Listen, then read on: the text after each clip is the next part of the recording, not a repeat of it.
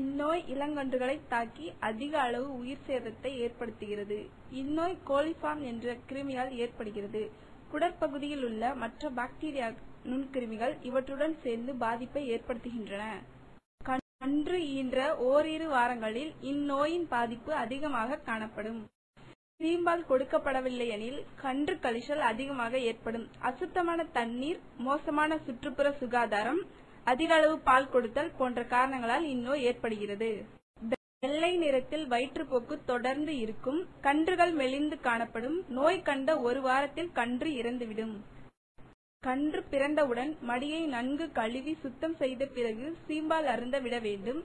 அடிக்கடி கொஞ்சம் கொஞ்சமாக அருந்த அனுமதிக்க வேண்டும். உடல் எடையில் 10% பசும்பால் கொடுக்க வேண்டும். இதில் 10 விழுக்காடு சீம்பாலாக தரலாம். தண்ணீர் மற்றும் தீவன தொட்டி மிகவும் சுத்தமாக இருக்க வேண்டும். தரையை எப்போதும் உலர்ந்த நிலையில் இருக்க வேண்டும். முதல் 2 வாரத்தில் தண்ணீரை கொதிக்க வைத்து ஆற வைத்து கொடுப்பது நல்லது. இல்லையேல் குளோரின் கலந்த தண்ணீரை கொடுக்க வேண்டும். நோயுற்ற கன்றுகளுக்கு உடனே சிகிச்சை அளிக்க வேண்டும்.